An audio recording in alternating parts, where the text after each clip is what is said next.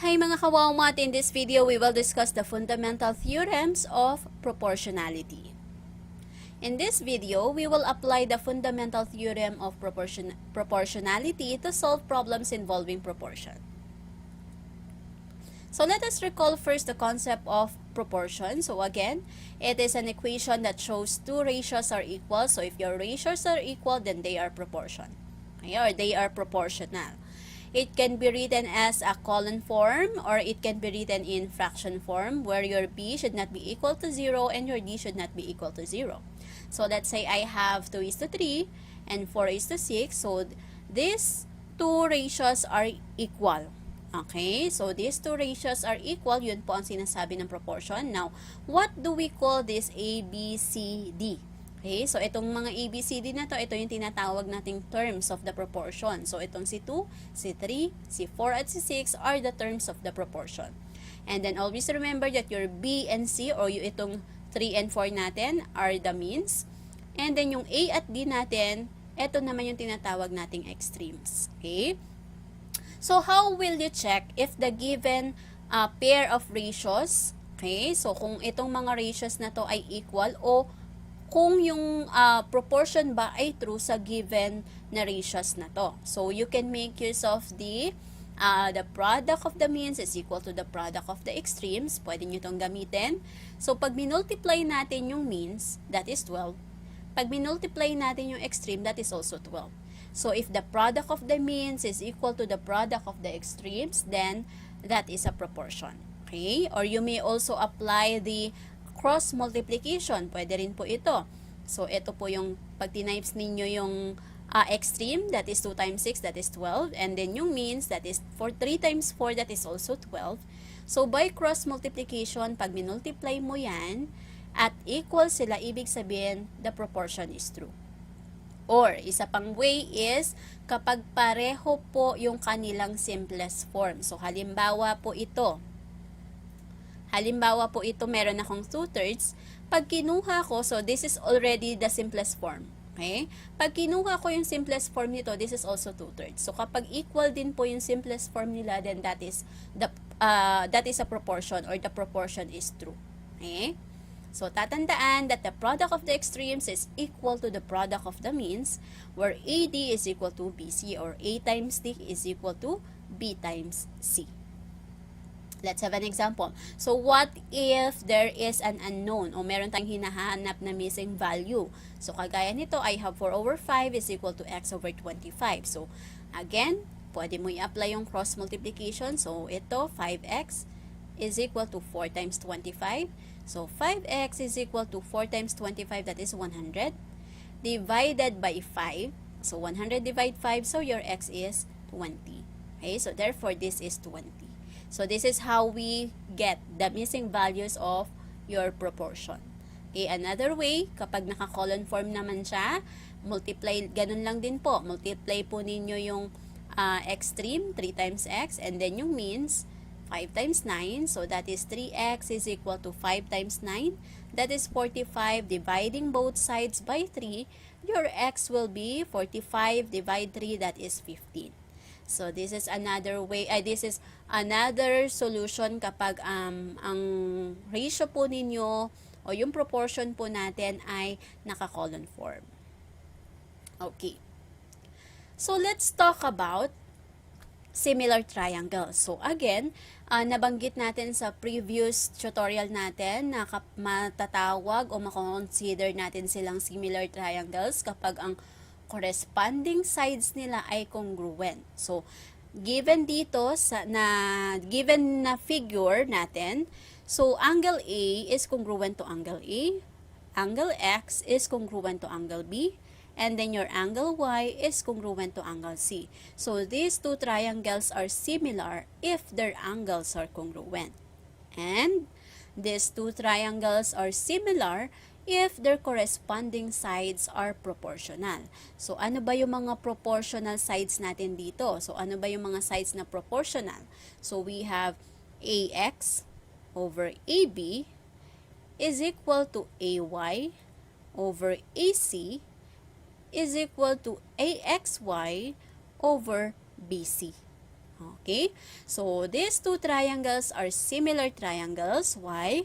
Because the corresponding angles are congruent and their corresponding sides are proportional. So, dun lang po natin matatawag na similar triangles po sila. Now, we can say that triangle ABC is similar to triangle AXY. Why? Kasi nga po, congruent ang angles, proportional ang sides. So, we can say that these two triangles are similar. So, ito po yung symbol natin for similarity. Now, as you can see, if I will try to overlap these two triangles, so ipapatong ko yung isang triangle dun sa bigger triangle, we can see that in triangle ABC, nagkaroon tayo ngayon ng triangle ABC. Ito po yung triangle ABC natin. So, in triangle ABC, your X and Y now becomes the points on segment AB. So, yung point X mo, naging point siya ngayon ni segment AB. At si Y naman, naging point siya ngayon ni segment AC. Okay? Such that XY, so this segment is parallel to segment BC. So, this segment is parallel to this segment. So, therefore, we can form a proportion of AX. So, base AX over AB, this one, okay, yung buo, AX over AB, and then AY over AC. Okay? So, as you can see, this proportion is also the same as this one. So, ito kinuha natin kanina, yung mga sides na proportional. So, as you can see, nung in-overlap natin, makukuha mo pa rin itong proportion na to. So, dito papasok yung concept ng basic proportional theorem. So, ano ba tong basic proportional theorem or BPT? So, if a line is drawn parallel, so ito yung line na tinatawag.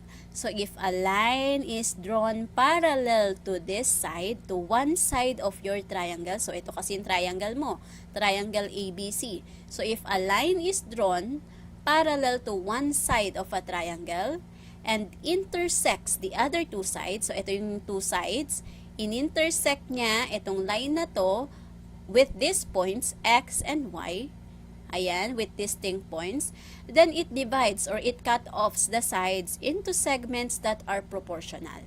So, makakat niya ngayon yung mga segments, itong segment na to at isang segment na to, into proportional sides. Okay? So, aside from this, we can also obtain these proportions from the given triangles using the basic proportional theorem. So, ito pong triangles natin, bukod dito, meron pa tayong makukuha na ibang proportions. Ano po yon?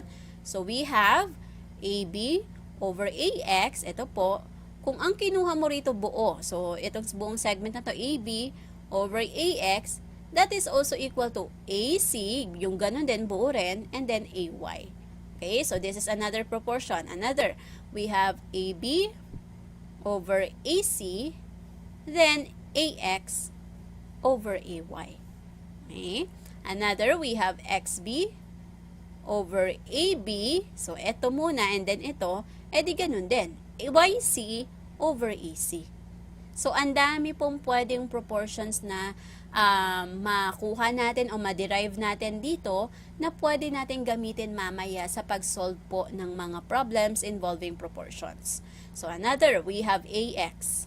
AX, XB, so ganun din po, AY, YC. Okay? And then AX, AX over AY, edi XB over YC.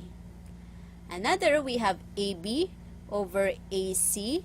So, XB over YC rin. So, kung itong buong inano niya, buo rin ito. Kung dito, tapos dito, edi dito rin, tapos ito. Okay? So, these are some of the proportions we can use in solving problems involving proportions. So, let us try. Identify the possible proportions that can be derived given the triangle below following the basic proportionality theorem. So, meron ako nito. So, i-try nating lagyan ng sukat. Okay, so ito po yung kanina. So we have A, sides A, B, C, D, M, and K. So itong M, sum to ng A and B. And then si C and D, ay si K, sum siya nung measure ni C at T. So lagyan natin siya ng measure. So as you can see, 4 plus 2 is 6, 6 plus 3 is 9.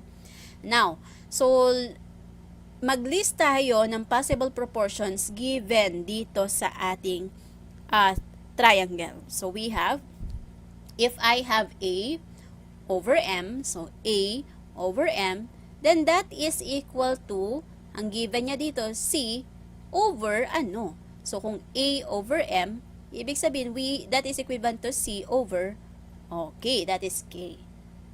Okay? Another, we have A over C, tapos missing yung nasa numerator, over K na siya. So, A over C, tas nag-over K na. So, ibig sabihin, ano dapat yung nandito? That is M. Okay? Another, we have B. B over M. Tapos dito, K na agad. B over M. So, what should be the numerator o yung nandito? And then over K. So, that is D. Next, we have A over B is equal to C over, okay, that is D. Next, A over C is equal to D.